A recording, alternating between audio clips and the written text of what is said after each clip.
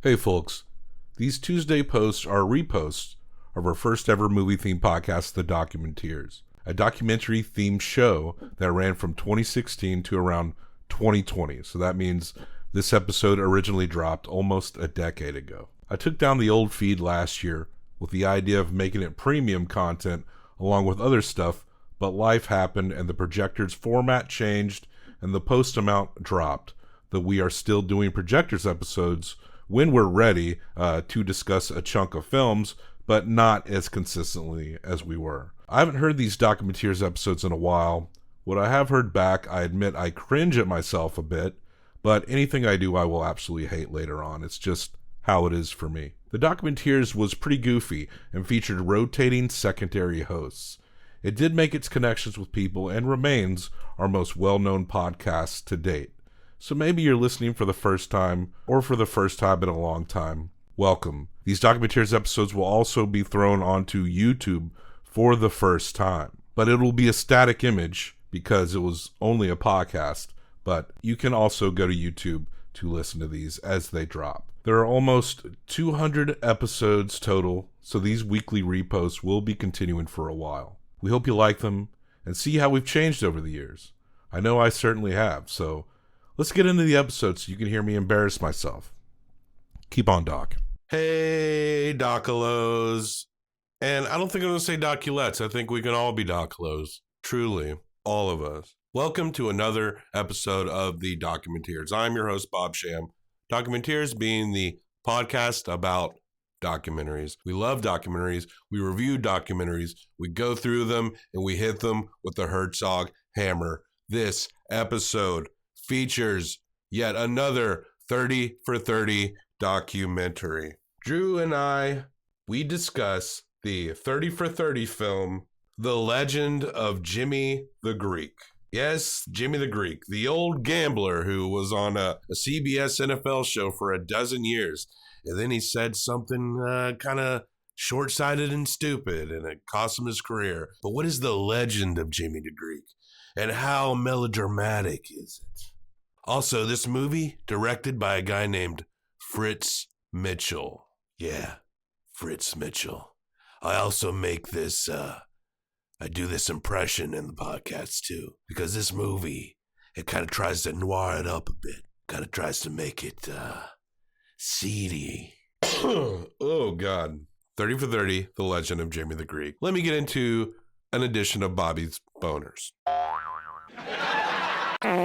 This is a preemptive Bobby's Boner because in this episode, Drew says the words Backroom Whispers. Backroom Whispers, and I just let it go. I say absolutely nothing about it. And for that, I sincerely apologize. I promise you that whenever I hear anyone say the words Backroom Whispers, that I will comment on it. And the fact that I didn't is just inexcusable. Follow us on social media. We have a Facebook page. We have a Twitter that I barely know how to use. We have an Instagram, which is probably the most active. And you can actually get previews of the episodes that are going to come out on the Instagram account.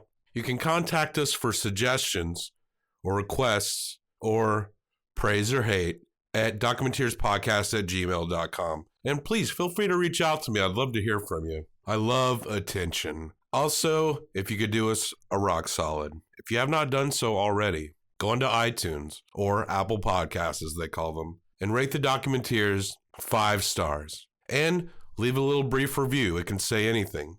But when you do that, it helps us find an even bigger audience. And that's something that you can do for free. It costs you nothing. And for everyone who has sent a review, I know a lot of these reviews haven't popped up yet, which is very strange. I think if you just keep them coming, they'll all show up eventually. But the 5-star reviews, we've been seeing them all. And thank you so much for the help. Documenteers is growing behind the scenes. I'm working on an actual studio here, upgrading to some actual good mics and learning some actual legitimate programs because I want this to be the best documentary podcast there is.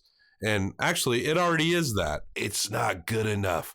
I want to take it to the next level always. And if you have any suggestions on how to do that, documenteerspodcast@gmail.com. Without further ado, let's go into Drew and I's episode, The 30 for 30, The Legend of Jimmy the Greek, directed by Fritz Mitchell. Keep on a-docking. Now, here is a motion picture film. 1,000 feet, 16,000 separate photographs. Let's tidy up this tangle of film by putting it on a reel. I was exposed to heavy-duty gambling at an early age in my hometown, Steubenville, Ohio. It was a tough, blue-collar town on the banks of the Ohio River.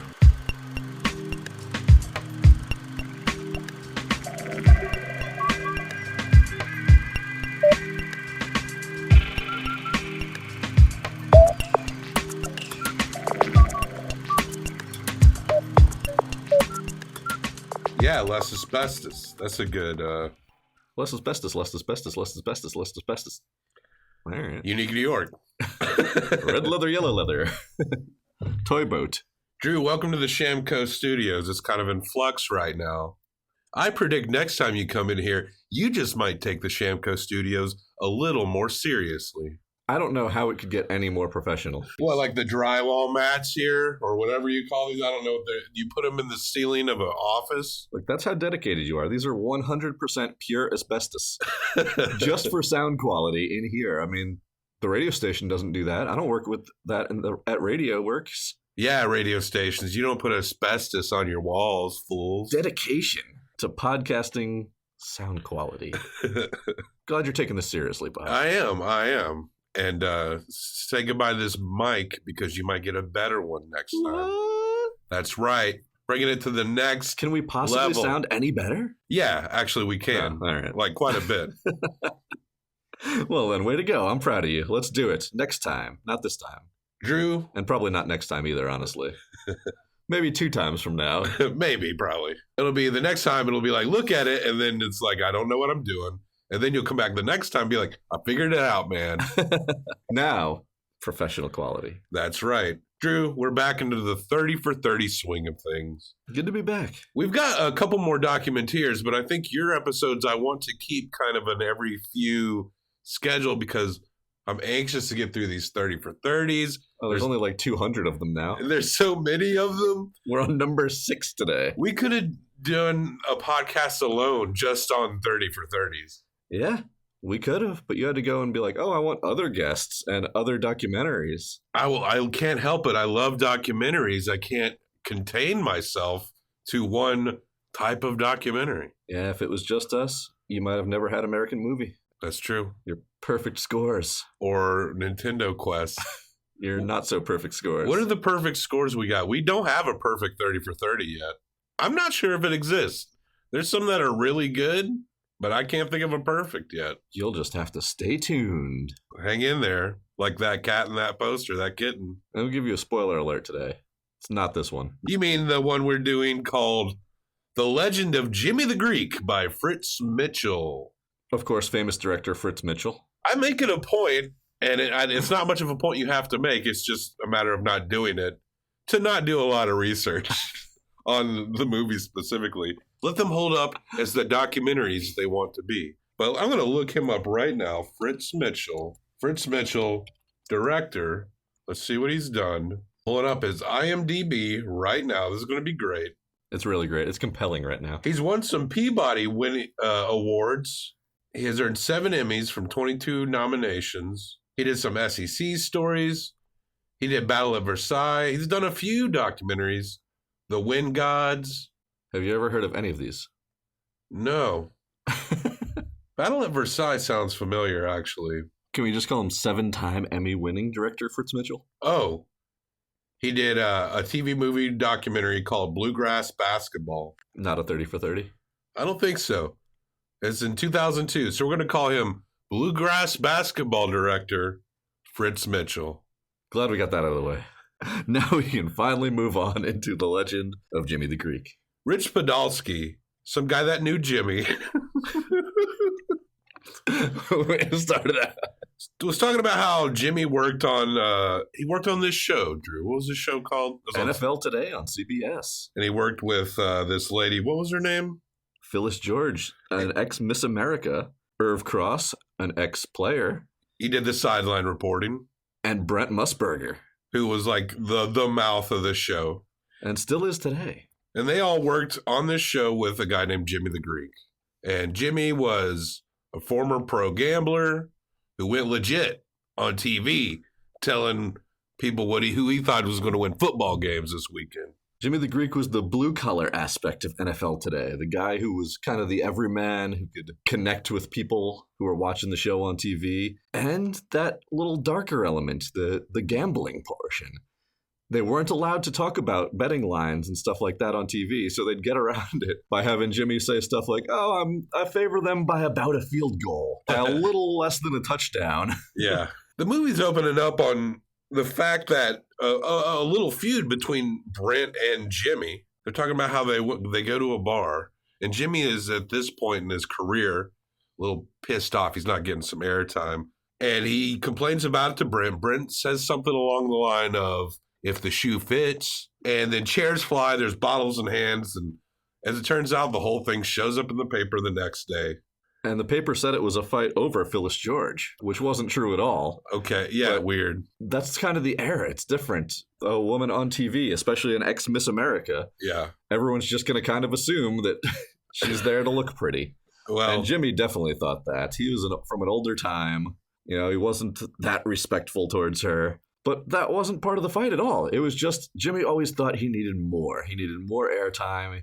He was the star of the show. Brent's just kind of the smooth-talking younger guy. And he's getting the airtime. He's kind of the mouth. But so Jimmy goes and punches him in the face at a bar. this 30 for 30, it goes back and forth. I'm not going to say seamlessly. It starts out with the CBS football. It goes between his childhood and how he came up. It's kind of awkward. I can't see what they were going for, the way things were kind of, it's not really in order. And on top of that, they got an actor doing narration, like a voice of Jimmy the Greek. Oh my God, this was so disorienting to me. Every time they cut back and forth from either modern time interviews or him on the NFL Today show, which was much more recent. They'd cut into a flashback of his childhood or his growing up or his formative years, and it would be overdubbed by someone talking in first person like he was Jimmy the Greek, except it obviously wasn't Jimmy the Greek. Now, I don't remember Jimmy the Greek from my childhood. I wasn't watching football back then. I don't know if this guy sounds like him. Is this coming from something that Jimmy the Greek wrote? I was so curious about this because it was taking me out of the movie so much. Because he gets introduced on a line, something like, I laid 6 to 5 that I would live to see my 85th birthday. That was not one of my smarter bets.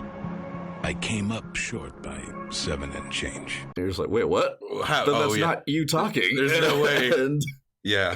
what? Where did this come from? Before the 30 for 30, the director comes on and he talks about how he set everything up and he felt like he had to have the voice of Jimmy the Greek, but he didn't.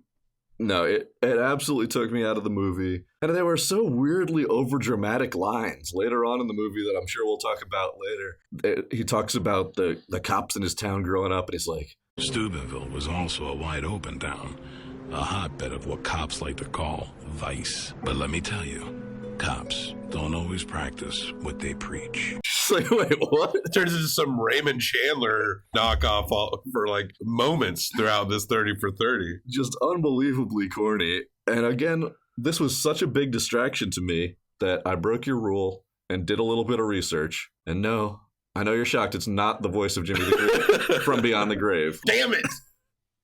It's someone called Basil Katsikis. So I guess they said, hey, do we have any Greek people around? Do the voice.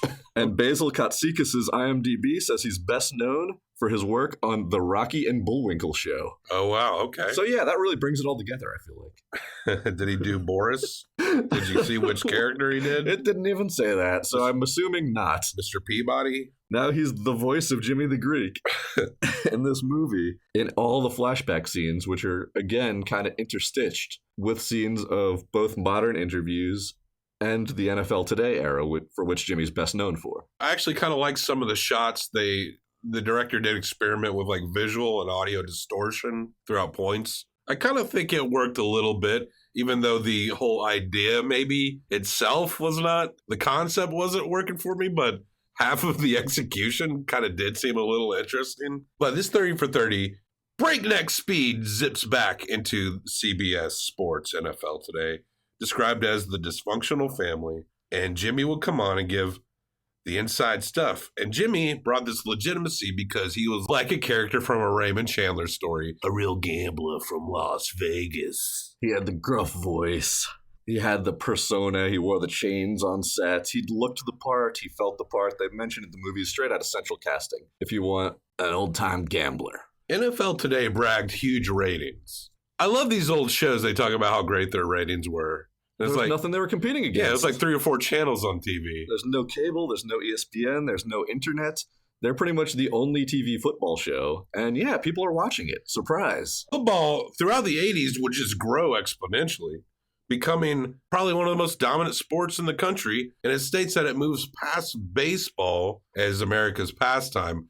I think that would be cemented in the baseball strike in the early 90s. It was more the TV. Football is just such a sport that's made for TV. Yeah. When TV took over and made it huge, which I believe we talked about on a previous episode. Just that TV. Yeah. Blowing up football, that sideline talk. When you could hear the players on the side, you could hear the play calls. They made it huge. I also loved the part where, I think it was Phyllis George who referred to them as the Mod Squad on their show. As soon as she said that, I was like, yes, that's it. That's perfect. They've got Miss America. They've got Brent Musburger, kind of an all-American boy type. Irv Cross is the black ex-player, the athlete. And then they have Jimmy the Greek, who's got the old gambler. Yeah, this old gambler type who's got his street smarts. Sports betting became huge during this time, and everyone hung on what Jimmy had to say. The guy had knowledge of the game, and he did pull off some big bets in his day. But when you bet all the time, you're going to hit some of them. I'm not a big bettor. I like to do little small time things with my friends, something that doesn't cost anyone a lot of money, but you win maybe a nice steak dinner at the end if you win it. I feel like I get my shit, 40 to 50% right most of the time. Well, do you look at the lines? Yeah, look at those lines. Real good. That's because of Jimmy the Greek. Oh, shit. That was this huge thing here. Sports lines weren't anywhere before he kind of took the mainstream with the show, with his column in the newspapers earlier. He's the one who brought sports betting lines to everybody. And even today, when you're betting with your friend, not doing any online betting or going to Vegas to place a bet, right, you're still seeing which team's favored by how many points. Yeah, true. And this is what made Jimmy the Greek. I love the story about the part that really blew him up was Super Bowl III, the Jets versus the Colts. Great story. Everybody knows Joe Namath, one of the biggest upsets in football history. Well, Jimmy the Greek put the line on this game at 17.5. That's how big the Colts were favored, by 17.5 points. And then when the Jets won, everybody was making fun of him on the street. They're like, Jimmy, you thought the Jets were going to lose by 17.5. And they actually won. Like, you're terrible at this. That's because people don't know what a betting line is for. It's tricky to understand it. The point of that line is to get action on both sides of the bet. Nobody was betting the Cavs to beat the Warriors in a fair fight. Right. In this previous NBA finals that we just had. But you've got that line, they've got to cover the spread.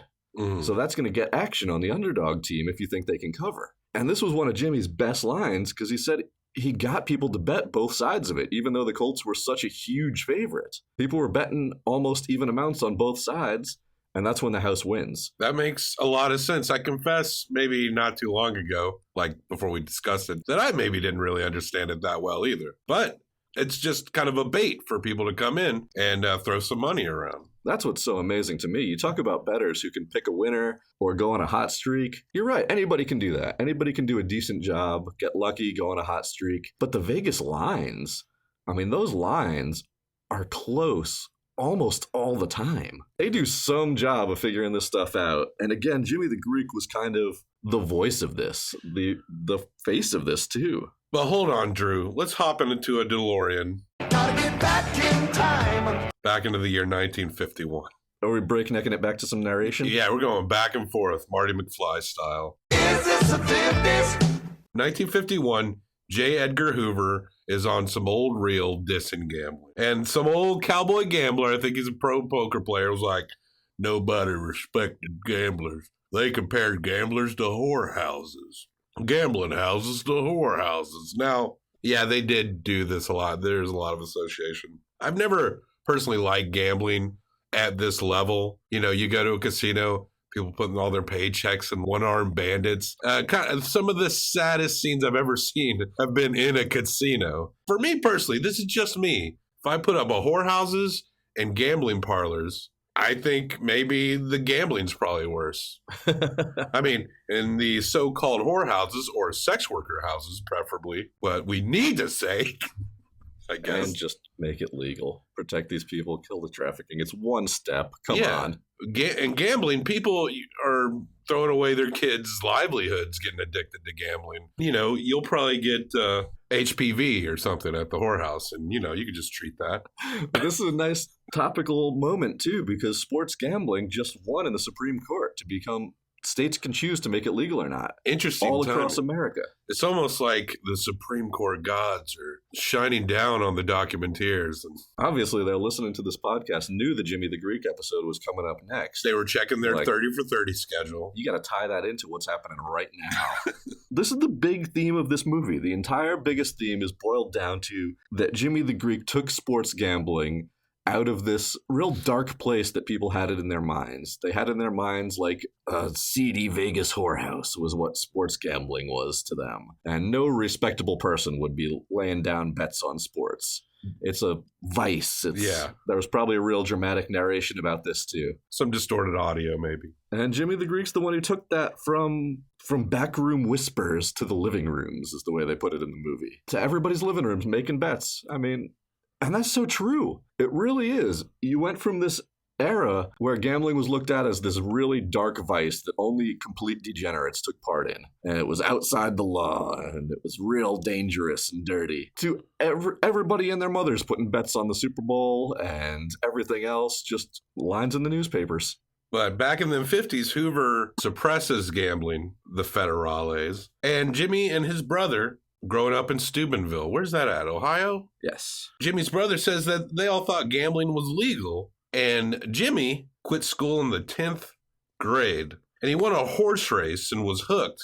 He remembers coming home, his father scolding him because Jimmy had this wad of cash and gambling was a no-no.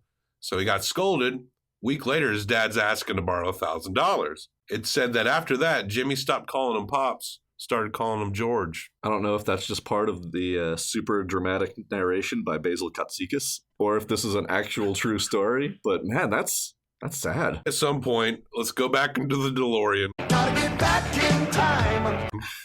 To NFL Today, Jimmy says to Phyllis, "I hate your husband."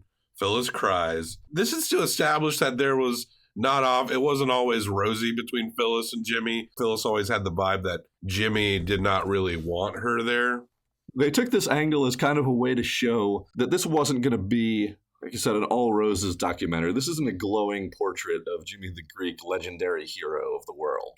He had a dark side too. He wasn't the best person, is what they're trying to say here. His son comes in and says he was a compulsive gambler. It wasn't just this, this great little hobby that he did well with. It was a problem. He gambled every day. He lost just as much money as he pulled in, and he had dark moods.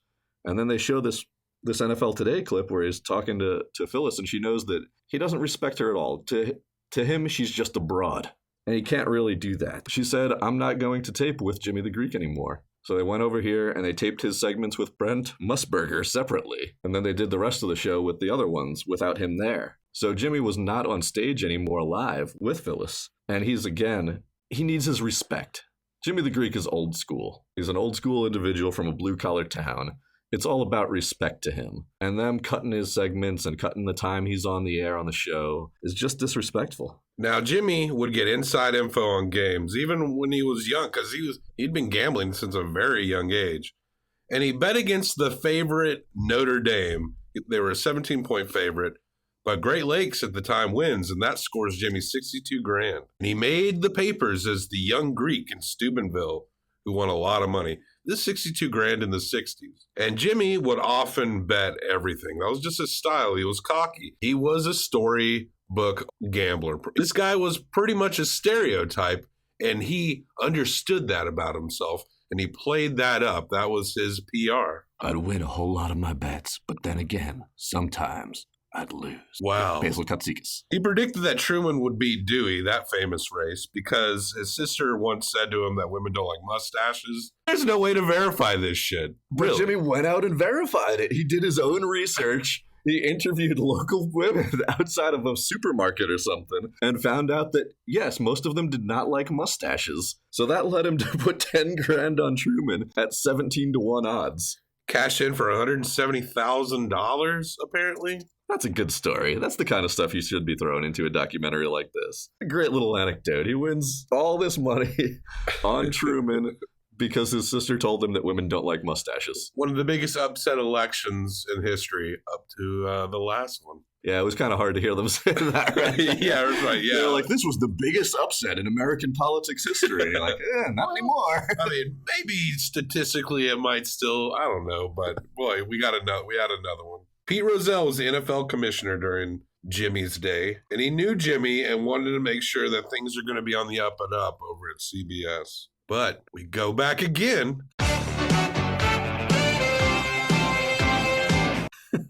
to Jimmy's Vegas days, convicted for interstate gambling after he gave a tip over the phone. How the hell do you get caught? That seems so easy. They needed to flesh this story out a little bit more. Because that's all it said. He gave a tip on a game over the phone, and boom, he's hit with felony interstate gambling charges. He must have been ruined recorded. his career. Ruined his, yeah, it seems so odd. But I guess by our standards that would ruin his career. Well, all of a sudden, he's a felon. He's a felon. It's hard to get tips from somebody who's a convicted felon. And even in Las Vegas. He had to change his motivations. He had gone legit in public marketing. And his survival through this kind of helped increase his popularity. And Jimmy apparently helped get poker on TV. Jimmy was good at PR. His son appears and said that he'd have his own scene, and casinos would approach him to market Jimmy through their sports betting parlors. But at the time he wasn't down. Jimmy, he liked the ponies, the horses. And he called 50-1 on some fucking horse with some weird name. And that wasn't. It was just some fucking horse. And he won once. And apparently he'd do this thing where he would bet on every horse to look like a winner. That's a good story. They said if he was losing at the end of the day, he would bet every race just so at the end of the day he could be the center of attention by pulling out a winning ticket. All right, I won this one too. The last race. Made it back. He's a really relatable character. And that's what was part of his success on TV. I've got people in my life who seem that way too, that just kind of old school mentality. Mm. My dad knows a lot more about the horses than I do. I went to some OTBs, the off-track betting in New York growing up, and I had an uncle who was into it a whole lot more. It seemed glamorous. As that little sheen of disrespectability, going to the off-track betting, being like, but isn't this illegal? Yeah, right. That little bit of danger. And then the people who are in that world seemed so cool as a little kid. And let's be honest, even now, it's in that Raymond Chandler way. You just kind of think about these people as some cool little subculture that know something that you don't, that live in a different kind of world. They'll have their whiskey and their cigarettes and their gruff voice and be throwing down losers, but eventually they pick a winner and all's right in the world. Then they get a nice car. That is a fun part of childhood for me, thinking back when you're with certain relatives or friends of the family and they're operating an underground bar without a license and they're doing all these little sneaky things that aren't super illegal, but seem to be just outside the law. It did seem very glamorous and would draw you in and would be very interesting to a young person. That's why I'm a felon today. It just makes it seem cool. And again, that's how everyone got to relate to Jimmy the Greek. One other thing that I was thinking watching this is he would go fucking nuts today. He wasn't around for the boost of all this online sports betting, of fantasy sports. Yeah. Oh, he'd be great at he could run a whole fantasy sports show if he wanted. I would take 10 Jimmy the Greeks on TV and write in columns over one Matthew Berry, I'll tell you that. Yeah, Matthew, come on, what are you talking about? I would love to see what he would come up with for today's style of gambling and all the different options that are out there today. Unfortunately, and this is mentioned once, we don't get a lot of info on his family. They interview his son, but even his son is talking all about his gambling. Well, one of his sons anyway. But he had a son named Jamie who would eventually pass away from cystic fibrosis. Man, talk about your hard turn back into the flashback narration. There's nothing but hard turns in this 30 for 30. They've already interviewed his son a few times. He's been talking on air. His sister's been talking on air. And then all of a sudden you find out that he had 5 kids and 3 of them died of cystic fibrosis. Brutal. And we see footage of his son Jamie doing yoga before it was hot. And apparently it hurt Jimmy to be around his son. This was not a guy who talked of his heart. This is not a guy who told his feelings. I actually connected very strangely when they said that it was hard for Jimmy to even be around. So it looked like he just was gone. And in the past, I've lost some friends and some family, and I dealt with it in kind of a shut-off kind of way and maybe inadvertently kind of hurt people involved. But I really just wasn't handling these deaths very well. And it's something that as I get older, I'm trying to be like, you have to be able to face this. You have to sit through this. I definitely understand that wanting to run away, but you can't run away. People need you. I mean, as we sit here, as we talk, both of us are men who kind of have that same little old school mentality to us. We're not the oversharing type. We're not the ones who are going to bring up conversations and talk about feelings too much. Well, you're a few independent types. Get a few drinks in me, you know. But Jimmy the Greek, he was that real old school again. And you hit this. I mean, what the hell? They just all of a sudden throw that at you. That he'd already lost 2 kids to cystic fibrosis. And then they're showing his son Jamie, who ends up dying at 27 years old. But they show him there, and he had the cystic fibrosis as well. Jimmy had already lost 2 of his sons. He knows how this is going to end. Yeah. And it's really hard for him to be around him. That's real shitty. Yeah. That your dad's not there while you're going through this. He's trying to extend his life. They show the yoga. He's got some real bad facial hair going on. Yeah, I think that was probably a choice. I don't think you could blame the cystic fibrosis for the facial I want hair. to, though. Okay. But, you know, how are you going to react in that situation? I don't know. That's got to be such an impossible situation to throw a father into, that he knows how this is going to end. But then again, his son's 27 years old. He's been with him 27 years. Maybe you want to spend some time with him, too. Yeah. Oh. It's really difficult to see. CBS calls Jimmy. He wants to be legit, and he wants to market his image through CBS. And it fucking works. He's on the air for 12 years. Well, he's legitimate now because he got an official pardon from President Gerald Ford. Wow. Where the hell did that come from? That's why he was a Ford loyalist when he went up against Carter, even though I hope Jimmy didn't bet on that one. He probably didn't get 17-1 either. Renewal time is here. Dan Rathers is in this. They've got some big names on this thing, too. And Dan Rather, even though he went through a little bit of controversy himself, is still one of the most respected names in journalism. And he says that Jimmy was an easy victim for the dark side of television. Jimmy wanted a lot. He wanted the best pay, the best rooms when they traveled. He needed all these luxurious things, probably things that he was used to being Mr. High Roller back in its Vegas days. And while CBS is an entity that is very wealthy, they eventually would think that a lot of this was very unnecessary. And it was, Jimmy acted like a prince pretty much, and he wanted all the accoutrements. CBS says that Jimmy went from being high maintenance to being very high maintenance. Respect is such a big thing in Jimmy's life. He grew up in this blue-collar town, again, dropping out of school in 10th grade. He always felt like he needed to earn respect and people needed to show him respect. I don't think he necessarily needed to be the guy with all the FaceTime and the fanciest rooms, and they said he always needed the biggest limo. To him, that was all just the entrapments of people showing him the respect that he thought he deserved. But 12 years on NFL Today, he's getting real old, and his contacts are getting real old. His renewal contract is up. So Jimmy, he lies low and makes sure the business is right to renew his contract. No, that's not what happens at all. Someone puts some points on Mike at him. On Martin Luther King Day. And he says all this, the weirdest shit. The black is the better athlete, and he's bred to be the better athlete because this goes back all the way to the Civil War, when during the slave trading, the slave owner would breed his big black to his big woman, so that he could have a big black kid. See? Oh, man. He says all this weird shit. I knew Jimmy said this thing about this movie is I didn't realize how much I knew about Jimmy the Greek until I started watching it. I was like, oh yeah, that. Oh yes, this. Jimmy the Greek was big enough that it was kind of a reminder to me of an era, even though I wasn't that into football back then. He doesn't just say that black players are faster, like some weird. He starts giving some lecture about going back to the slave times, and what are you talking about? Shut the fuck up.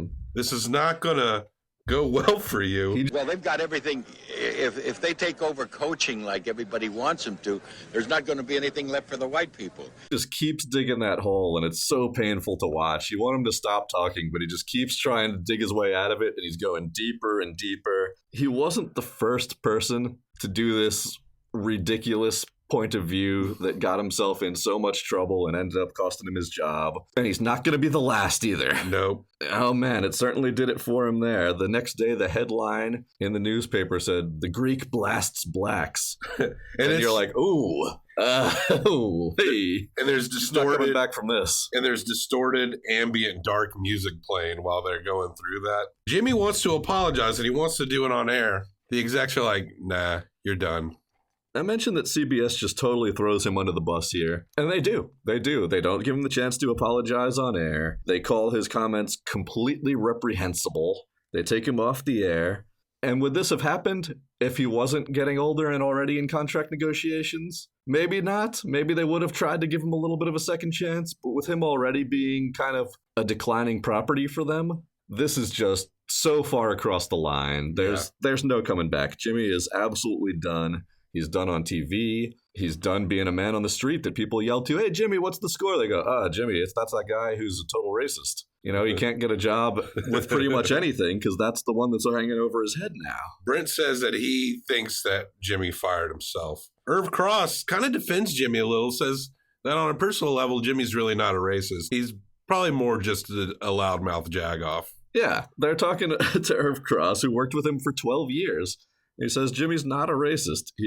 He's obnoxious, he's loud, but he always had that underdog mentality, again, coming back from this tough childhood in a blue-collar era, not having that education, that he always needed to prove himself to people. And they think that it was more, at least this is Irv Cross talking, he says it was more Jimmy trying to sound smart on a topic he knew absolutely nothing about. He would never be able to say, hey, I don't know anything about this topic. Don't ask me that question. He'd always be like, oh, yeah, hold on, let me tell you everything about this, even if he doesn't actually know anything about it. This guy made a career of everyone hanging on his every word. It caresses his ego. This guy thinks he understands everything about everything. No, he's a good gambler. He doesn't know about genetics or history. And it's gambling. You know, he made a persona for himself, but so much of this persona, so much of the gambling is kind of fake it till you make it, too. Yeah. And he could never let that go. It's a person after person in this movie where he's obnoxious, he's loud, but he's generous. He's got that good heart under that curmudgeonly exterior. But there's some things you're not coming back from. But he's a TV pariah. No more work. One of Jimmy's mentors once said to him, you're going to be broke and you're going to be rich 7 times in your life. Beware of the 7th. And I think we're at Jimmy's 7th point. He cannot get on TV. He ceases to be sellable. His son says, you know, my dad made a lot of money and he spent a lot. And he enjoyed going through all of it. This guy had so many fortunes, made so much money in his life, and lost so much money. And at the end, he's asking a friend to borrow money, and his hair is unkempt and long. And Jimmy would pass away, and there were not many at the funeral, at least nowhere near as many as there were in the good times. He made a lot of money. It all went back out. He ended up becoming a hermit, running out of money once he couldn't sell himself anymore. He couldn't get those opportunities that he used to have. And they say basically he gave up and died. He had nothing left. He wasn't Jimmy the Greek anymore. He was Jimmy Snyder. This is why I feel like gambling is way worse than prostitution, because this guy had all these fortunes, but he had that compulsion. He liked that high roller life. He would bet it all like so many times. And it looked great when he would win, but when he'd lose, he's losing things that could set his kids and family up for a very long time. But would he have had him in the first place if he wasn't gambling? Would he have had any career? Would he be Jimmy the Greek, somebody that we all know about? And we're sitting here discussing a movie about his life called The Legend. Of Jimmy the Greek, that Dan Rather himself says, now that's a story. The rise and fall of Jimmy the Greek is a story. I mean, he made legit TV money, and obviously he threw that all away, too. Breakneck cutbacks. You hear from his childhood that his mother was shot and killed when he was a small child by his uncle. Jeez. Who then kills himself. You're like, wait, what? Hang on. Where did this come from? His old boss from CBS, Mr. Fishman, goes to the funeral. Said he went to one of Jimmy's favorite tracks beforehand. Put a $2 bet on the favorites. Won, and he put that winning ticket in Jimmy's coffin so he could go out a winner. And that was the legend of Jimmy the Greek. Now, Drew, we don't rate in a star rating scale. No, that's small time. This is Vegas, baby. We rate in a Herzog rating scale. You're going to give this movie 1 through 5 Herzogs. I'm going to give this movie 1 through 5 Herzogs. We're going to bet it all on the Herzogs. Then we're going to combine our Herzogs for best out of 10 Herzogs. Drew, what'd you think of this movie about me? Jimmy the Greek by Fritz Mitchell. Go fuck yourself. That's pretty good. What are you? You're a real Basil Katsikas here. Wait till they reboot Rocky and Bullwinkle again. Maybe you got yourself a job here. Sweet. Can't wait. You know what?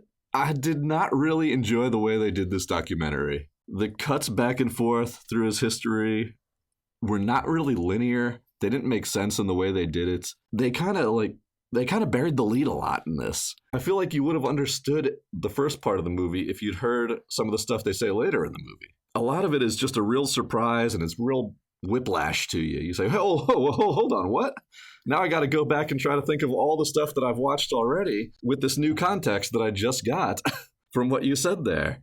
And again, the narration, you said that the director said he needed Jimmy the Greek's voice in it. Mm-hmm. Well, maybe he should have got more clips of Jimmy the Greek talking, his actual fucking voice, instead of hiring an actor to talk in first person as Jimmy the Greek with really cliched arguments. There's one point during the negotiations where he goes, Network politics can really stink. it's just so corny.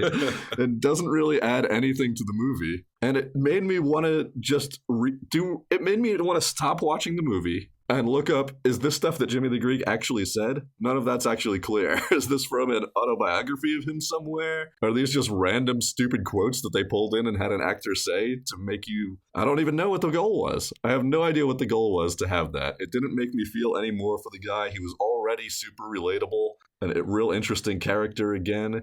Character, that's the best word. You say, oh, that guy's a character. That's the perfect description for Jimmy the Greek. And his life is very interesting. Dan Rather is not wrong there. It's a really interesting life that has major reverberations on things that are going on today still. My life as a sports fan, talking about sports on the radio, a lot of the stuff we talk about would not have been possible or might not have come to the mainstream until way later if it wasn't for Jimmy the Greek really legitimizing this. And again, the main theme they go to over and over again is he brought sports gambling out of this darkness, this real low degenerate reputation that it had, and into suburban homes, into everyday conversation, into our talk on the radio or right here on the Documenteers. And that might not have been possible without him. I liked the story. I was entertained. I hated the overvoiced narration and the flashback scenes could have been done much, much, much better. The timeline was totally screwed up to the point where I'm not really sure what happened when still. But man, there's so much going on here. Building a career for himself in Steubenville, Ohio, and then Las Vegas, Nevada, at a time where Las Vegas was nothing. His son said if he bought real estate in Las Vegas, he would have been a billionaire. But I don't think the money was that important to Jimmy. It wasn't the money. It was the respect. It was the fame. It was being on TV. It was having people recognize him in the streets. And again, I felt like it's such a relatable thing. It's so easy to see people in your life who can make a character like this come to life and affect you. Just really, even his downfall is, God, while it's brutal to watch, it's also kind of understandable. You can kind of picture why he would do something like that just based on this person that you get to know during the film. I was telling them how superior the black athlete is over the white one. And for the reasons that Teddy is, that the black tries harder. Oh God, just stop talking. Just give up for a second. Stop fighting and say, I don't know. Maybe I'm saying something dumb right here. Hold on. Right. Let's not go into this subject. Let's not put out real shitty ideas into the world. But that's not the kind of person he was. He was never going to say, I don't know. I'm not good enough. He was always just going to bull through the best he could. And I think that's what this documentary does too. It's got a lot of flaws, but it kind of pushes through to be something pretty enjoyable, pretty informative. And I'm going to give it 2.5 Herzogs. 2.5 Herzogs. But yeah, it just seemed a little too quick to go back and forth. The narration, I just kind of laughed at the narration. I didn't take it that seriously. And I know that narration was probably to help play up the legend part of the story of the legend of Jimmy the Greek. But it just seemed kind of, I probably laughed every time it popped up, like, okay, whatever. The generic anecdotal things that you point out that people say, notice these 30 for 30 movies, because they're all sports related, they all have their own documentary stereotypes. The anecdotal thing, there's one that we will talk about when we discuss the film The U, where they say, the only way to get out of so-and-so was to play this thing that I was good at and became very famous for. Little things like that. It's like, okay, well, if you liked reading, you probably could have gone out and, that's just an example.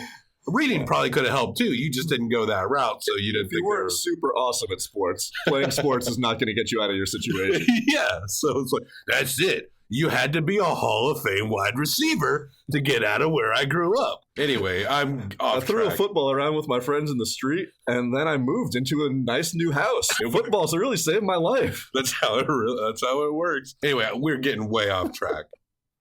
Yeah, which documentary are we talking about again? The story of Jimmy the Greek is interesting.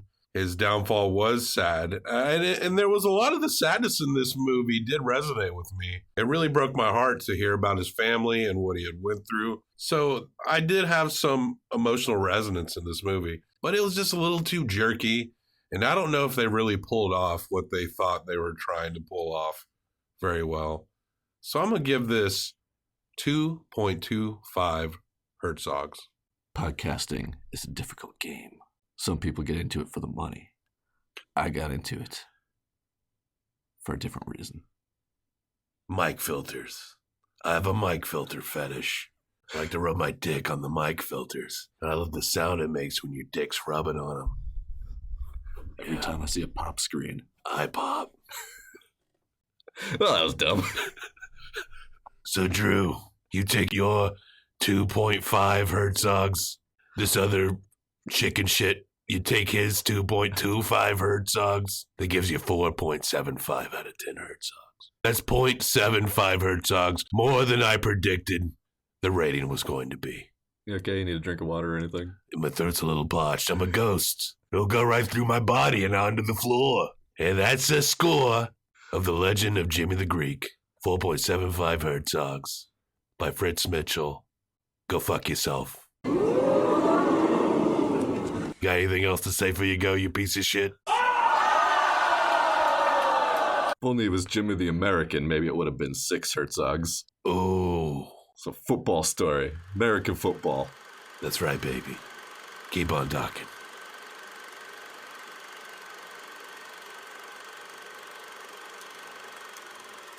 I laid 6 to 5 that I would live to see my 85th birthday. That was not one of my smarter bets.